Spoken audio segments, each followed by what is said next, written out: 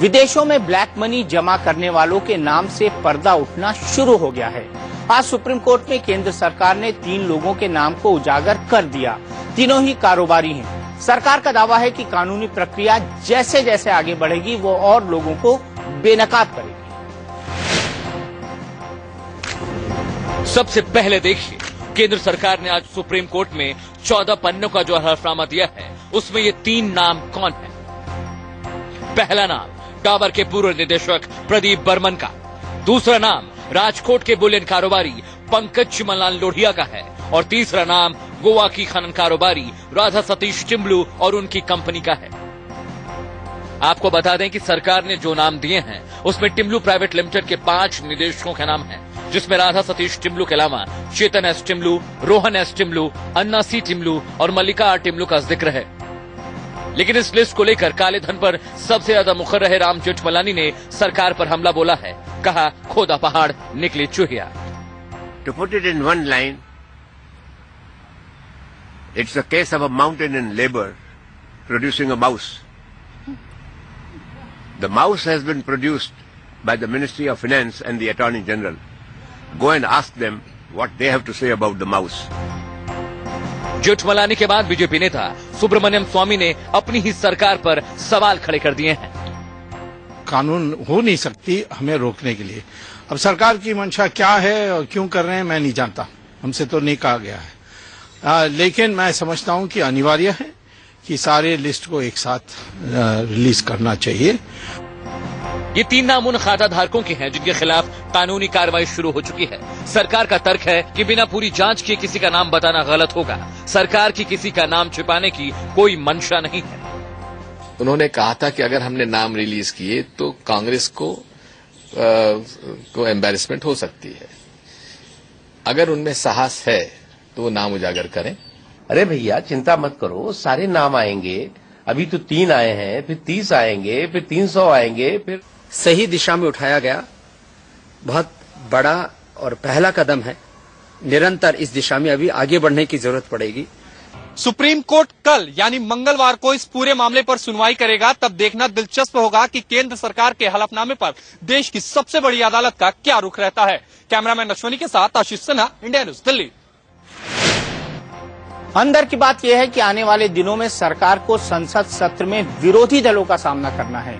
24 नवंबर से 23 दिसंबर तक ये सत्र चलेगा। ऐसे में सरकार कालेधन के मुद्दे पर जवाब देने के लिए मजबूत जमीन तैयार करने में जुट गई है।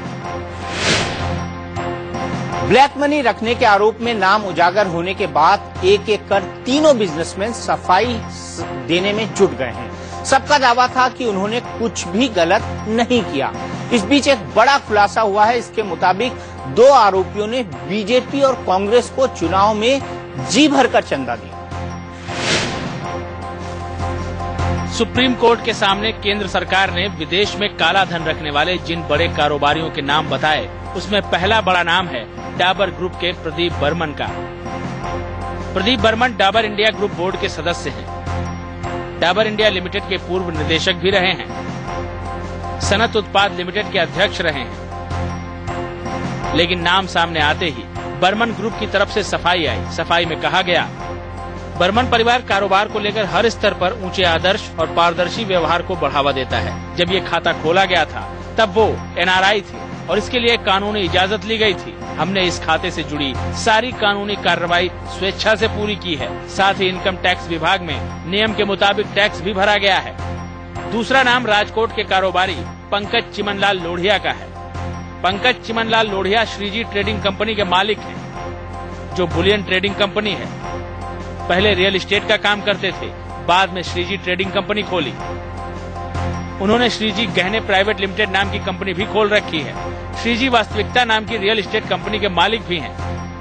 I don't have any Swiss account, so I don't have actually right now। जब आप मुझे बोल रहे तब मुझे ये सब पता चल रहा है। I don't have any Swiss account। Whatever the prosecution, we will just reply। और हमारा ऐसा कुछ है नहीं, जो भी है हमने बुक्स में जो है वो सब दिखा दिया है और जो भी है हमने ऑलरेडी डिक्लेयर कर दिया। तीसरा नाम गोवा की खनन कारोबारी राधा एस टिम्बलू का है। राधा एस टिम्बलू का गोवा के डोनापोला के पास एक होटल है। दक्षिण अफ्रीका और ऑस्ट्रेलिया में उनके कई प्रोजेक्ट चल रहे हैं। अपना नाम आने पर राधा एस टिम्बलू खुद सफाई देने आगे आए। I gave my explanation and once I see the affidavit and I will come back with a proper explanation and a press note. इस बीच एक हैरान करने वाली जानकारी सामने आई है। एसोसिएशन फॉर डेमोक्रेटिक रिफॉर्म्स यानी एडीआर के मुताबिक टिम्बलू समूह ने बीजेपी को 9 बार तो कांग्रेस को 3 बार चंदा दिया था। वित्त वर्ष 2004-2005 से 2011-12 तक टिम्बलू समूह ने बीजेपी को 1 करोड़ 18 लाख रुपए तो कांग्रेस को 65 लाख रुपए का चंदा दिया था। वहीं राजकोट के कारोबारी पंकज लोढ़िया ने बीजेपी को 51,000 रुपए का चंदा दिया था। ब्यूरो रिपोर्ट के साथ आशीष सिन्हा, दिल्ली, इंडिया न्यूज। विदेश में कालाधन जमा कराने वालों की लिस्ट में कांग्रेस नेता कैप्टन अमरिंदर सिंह की पत्नी और यूपीए सरकार में राज्य मंत्री रही परनीत कौर का नाम भी बताया जा रहा है, लेकिन परनीत कौर ने इसका खंडन किया है। उन्होंने कहा है कि उनके नाम पर विदेश में कोई खाता नहीं है। परनीत कौर का कहना है कि उन्हें आयकर विभाग से 2011 में नोटिस मिला था, जिसका जवाब उन्होंने तभी दे दिया था।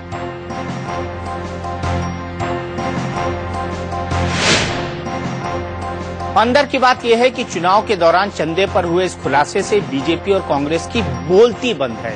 इससे यह बहस फिर से शुरू हो गई है कि सियासी दल दिल खोलकर खर्च करने से पहले ये क्यों नहीं सोचते कि आखिर ये पैसा कहां-कहां से आता है।